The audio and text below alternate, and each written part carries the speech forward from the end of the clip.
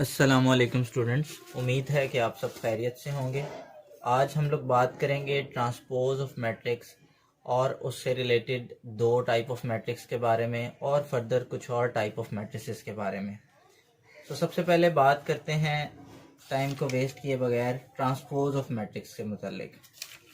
Transpose of matrix से मुराद कि जब हम मैट्रिक्स की रोज़ को कॉलम्स के साथ और कॉलम्स को रोज़ के साथ तब्दील कर देते हैं तो उसे कहा जाता है कि हमने उस मैट्रिक्स का ट्रांसपोज ले लिया है।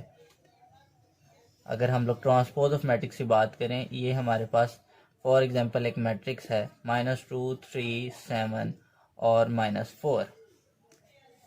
ये इसकी नंबर 1 रो है R1 और ये इसकी रो नंबर 2 है R2। अगर हम कंसीडर करते हैं कि ये ए मैट्रिक्स है और अगर हमें इसका ट्रांसपोज लेना है तो हम क्या करेंगे, हम इसकी रोज़ को जो कि रो 1 है उसे कॉलम 1 बना देंगे, मतलब -2 और 3, और जो रो 2 है उसे कॉलम 2 बना देंगे 7 और -4। सो इसे हम लोग कॉल करते हैं ट्रांसपोज ऑफ अ मैट्रिक्स, कि जब हम किसी मैट्रिक्स की रोज़ को कॉलम्स में और कॉलम्स को रोज़ में तब्दील कर देते हैं। अब देखें, अगर ऊपर वाले मैट्रिक्स ए को देखें तो उसका ये जो कॉलम 1 है ये -2 और 7 है, और वो अब ट्रांसपोज वाले मैट्रिक्स की रो बन चुकी है -2 और 7। तो इसको लिखने का तरीकाकार है कि जो भी मैट्रिक्स का नाम है उसके ऊपर छोटा सा एक स्मॉल टी डाल देंगे तो उसे कहेंगे ट्रांसपोज ऑफ मैट्रिक्स। तो ये एक बड़ी आसान सी एग्जांपल है ट्रांसपोज ऑफ मैट्रिक्स की, कि ट्रांसपोज ऑफ मैट्रिक्स किसे कहा जाता है कि जब हम किसी भी मैट्रिक्स की रोज़ को कॉलम में और कॉलम्स को रोज़ के अंदर तब्दील कर देते हैं तो उसे कहा जाता है ट्रांसपोज ऑफ मैट्रिक्स। और उसे लिखने का तरीकाकार ये है कि अगर हमारे पास कोई ए मैट्रिक्स है तो हम लोग जब उसको ट्रांसपोज लेंगे तो हम लिखेंगे ए और उसके टॉप पे लिखेंगे टी। इसे बोला जाता है ट्रांसपोज ऑफ मैट्रिक्स।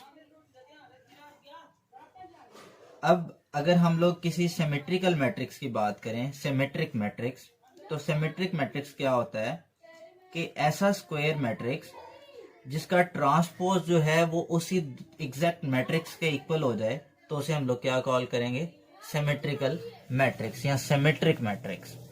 इसकी एग्जांपल देखते हैं। हमारे पास इसकी एक बहुत कॉमन एग्जांपल है।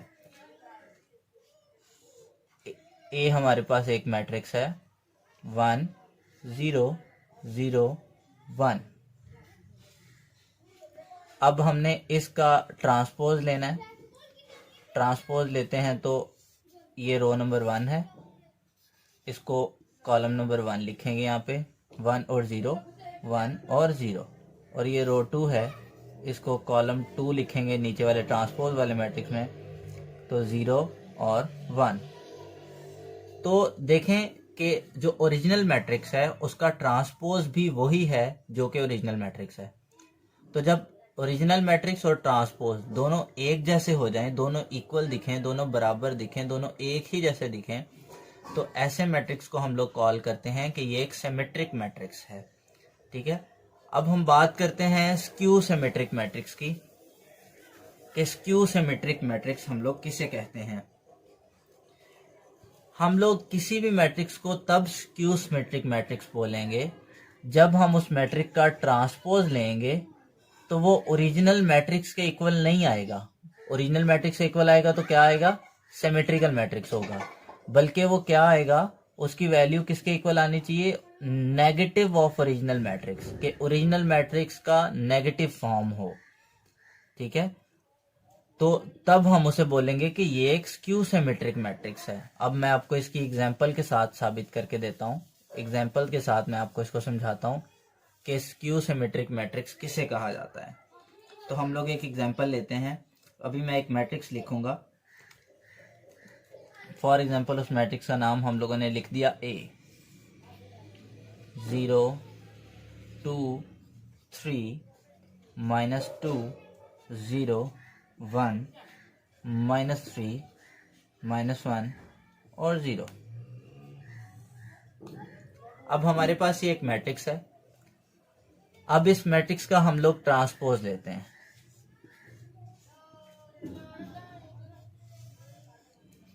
मतलब रोज को कॉलम में और कॉलम्स को रोज में चेंज करेंगे। 0 2 3, 0 2 3, ये रो नंबर 1 थी, इसको कॉलम नंबर 1 में हम लोग तब्दील कर चुके हैं। ये रो नंबर 2 है, इसे कॉलम नंबर 2 में तब्दील करेंगे।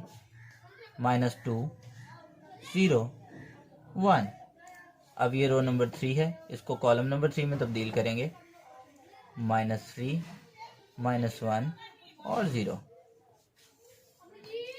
अब हम इन वैल्यूज को ऊपर कंपेयर करते हैं। जो इसका पहला एलिमेंट है ओरिजिनल मैट्रिक्स का, वो तो 0 है और इधर भी 0 है। 0 के साथ प्लस का साइन हो या माइनस का कोई फर्क नहीं पड़ता। अब ओरिजिनल मैट्रिक्स में यहाँ पे जो दूसरा एलिमेंट है वो 2 है, जबकि ट्रांसपोज के अंदर -2 है। ये दोनों एक दूसरे के ऑपोजिट हो गए हैं, मतलब ये प्लस की फॉर्म में है, ये माइनस की फॉर्म में है। अब तीसरे एलिमेंट को देखें तो यहाँ पे 3 है, यहाँ पे -3 है, यह भी एक दूसरे के ऑपोजिट है। चौथे को देखें तो यहाँ पे 2 है, यहाँ पे -2 है। पांचवें को 0 0, यहाँ पे 1 और यहाँ पे -1। अभी तक हम लोग बिल्कुल ठीक चल रहे हैं। अभी तक स्क्यू सिमेट्रिक के लिए जितने भी एलिमेंट हैं वो सारे के सारे ठीक हैं। और अब आखिरी रो को भी क्रॉस चेक कर लेते हैं। -3 और इसकी जगह पे 3 है, -1 इसकी जगह पे 1 है और 0 और यहाँ पे 0। प्लस लिखा हो माइनस लिखा हो कोई डिफरेंस नहीं है। तो इसका मतलब है कि ये जो ए मैट्रिक्स है इसका जो ट्रांसपोज है वो ओरिजिनल मैट्रिक्स के नेगेटिव के इक्वल है। तो इससे क्या साबित हुआ कि ऐसा मैट्रिक्स जिसका जब हम लोग ट्रांसपोज लें तो वो ट्रांसपोज ओरिजिनल मैट्रिक्स के नेगेटिव के इक्वल आए, तो उसे हम लोग कॉल करेंगे कि ये एक स्क्यू सिमेट्रिक मैट्रिक्स है। उम्मीद है आपको समझ आई होगी कि स्क्यू सिमेट्रिक मैट्रिक्स हम लोग किसे कहते हैं। अब हम लोग बात करते हैं नेगेटिव मैट्रिक्स की। नेगेटिव मैट्रिक्स किसे कहा जाता है? अगर एक मैट्रिक्स के अंदर मौजूद एलिमेंट्स, मतलब जैसे -1 2 3 और -4,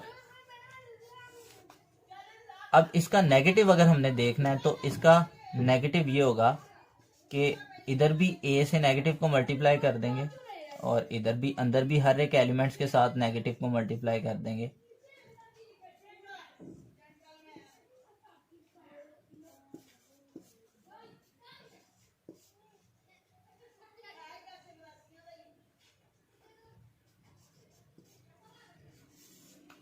तो हमारे पास अभी a का नेगेटिव आ जाएगा।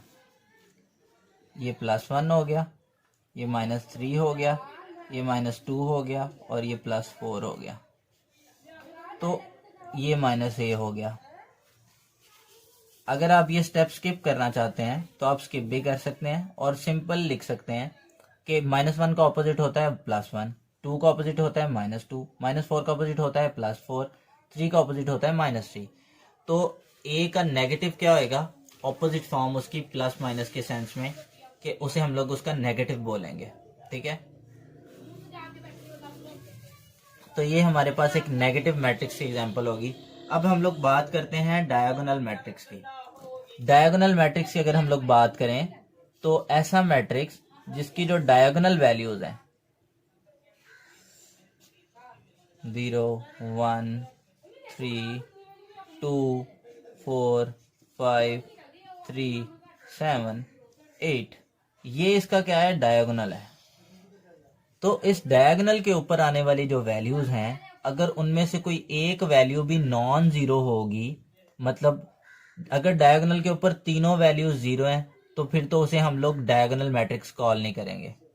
अगर उसके ऊपर कोई भी एक वैल्यू नॉन जीरो हो, जैसे कि ये एक नॉन जीरो डिजिट है, ये भी एक नॉन जीरो वैल्यू है, मतलब एक से ज्यादा या एक कम से कम वैल्यू नॉन जीरो हो, तो हम लोग उसे कॉल कर देंगे कि ये एक डायगोनल मैट्रिक्स है। ठीक है, डायगोनल मैट्रिक्स के बिल्कुल स्केलर मैट्रिक्स में डायगोनल मैट्रिक्स से मिलते जुलती एक चीज है कि ऐसा डायगोनल मैट्रिक्स जिसके अंदर ये डायगोनल वाली सारी एंट्रीज एक जैसी होंगी तो उसे हम लोग स्केलर कह देंगे। तो मैं जैसे लिखूं यहाँ पे 3 3 और 3। ठीक है, अब डायगोनल के अलोंग सारी की सारी वैल्यूज क्या है? 3 हैं। तो ऐसा मैट्रिक्स जिसके अंदर डायगोनल के ऊपर मौजूद तमाम वैल्यूज या तमाम एलिमेंट्स एक जैसे हों, उन्हें हम लोग कॉल करेंगे उस मैट्रिक्स को स्केलर मैट्रिक्स। तो यहाँ पे एक क्वेश्चन अराइज होता है नॉर्मली, जो कि अक्सर एग्जाम में पूछा भी जाता है कि क्या एक डायगोनल मैट्रिक्स एक स्केलर मैट्रिक्स हो सकता है? बिल्कुल हो सकता है। इसका आंसर है जी, बिल्कुल हो सकता है। और क्या एक स्केलर मैट्रिक्स डायगोनल मैट्रिक्स हो सकता है?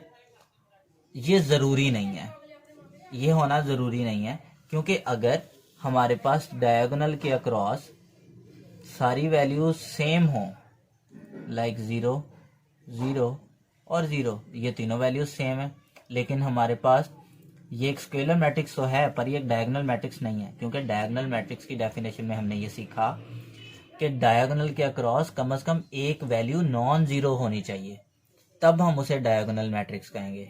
लेकिन स्केलर मैट्रिक्स में हमने ये पढ़ा कि ऐसा डायगोनल मैट्रिक्स जिसमें ये तीनों वैल्यूज सेम हो, ठीक है, उसे हम लोग क्या कॉल करते हैं कि ये एक डायगोनल मैट्रिक्स है, सॉरी स्केलर मैट्रिक्स है। लेकिन हम लोगों ने स्केलर मैट्रिक्स की डेफिनेशन के अंदर एक और चीज देखी कि हर स्केलर मैट्रिक्स डायगोनल मैट्रिक्स हो सकता है, लेकिन हर diagonal matrix scalar matrix consider नहीं किया जा सकता, ठीक है। एक और सीखने वाली बात यह है कि डायगोनल के अलोंग तीनों वैल्यूज 0, 0 नहीं आनी चाहिए। 0, 0 हो जाएंगी तो वो नल मैट्रिक्स में कंसीडर किया जाएगा, क्योंकि फिर उसकी वैल्यूज सारी की सारी 0 होंगी। इसको आगे अगले वाले लेक्चर्स में हम लोग इस चीज़ को देखेंगे कि कैसे हम उसे क्यों कंसीडर करते हैं नल मैट्रिक्स। लेकिन कोई भी ऐसा डायगोनल मैट्रिक्स जिसमें ये सारी वैल्यूज एक जैसी हों, जैसे 100, 100 और 100, तो हम लोग उसे स्केलर मैट्रिक्स कॉल कर देंगे। अब बारी आती है आइडेंटिटी मैट्रिक्स की। अब हम लोग देखेंगे कि आइडेंटिटी मैट्रिक्स किसे कंसीडर किया जाता है। आइडेंटिटी मैट्रिक्स हम लोग ऐसे डायगोनल मैट्रिक्स को कहते हैं, आइडेंटिटी मैट्रिक्स भी एक डायगोनल मैट्रिक्स होता है, ऐसा डायगोनल मैट्रिक्स जिसके डायगोनल पे मौजूद सारी वैल्यूज आइडेंटिटी हो, या मतलब एक एक हो, डायगोनल के अलोंग जो वैल्यूज आ रही हैं वो सारी की सारी एक हों, तो उसे हम लोग क्या कॉल करते हैं, आइडेंटिटी मैट्रिक्स, ठीक है। अब ये देखें, डायगोनल के अलोंग जितने वैल्यूज आ रही हैं वो तीनों 1, 1, 1 है। यहाँ पे कोई भी वैल्यूज हो सकती हैं, इससे ज़रूरी नहीं है कि यहाँ पे 0 ही हो, या मैं 7, 3, 2 लिख देता हूँ, कोई फ़र्क नहीं पड़ेगा, क्योंकि हम ये फ़िलहाल चेक करना चाह रहे हैं कि क्या ये आइडेंटिटी मैट्रिक्स है या नहीं है। तो एक और बड़ी मज़े की बात कि सारे के सारे आइडेंटिटी मैट्रिक्स, क्योंकि वो उनकी एक तो जितने भी आइडेंटिटी मैट्रिक्स होते हैं वो स्केलर मैट्रिक्स जरूर होते हैं, क्योंकि आइडेंटिटी मैट्रिक्स के दौरान भी सारी की वैल्यूज सेम होती हैं और एक एक होती है। एक होना शर्त है आइडेंटिटी के लिए कि वो एक एक ही हों डायगोनल के अलोंग वैल्यूज, जबकि स्केलर में सेम होनी चाहिए, तो एक एक तो सेम भी होते हैं, इसलिए सारे के सारे matrix identity matrix scalar matrix भी होते हैं। उम्मीद है कि ये बातें आपको समझ आ गई होंगी। अगर आपको कोई क्वेश्चन हो तो आप लोग कमेंट सेक्शन में ज़रूर पूछिएगा। अल्लाह हाफिज़ नासिर।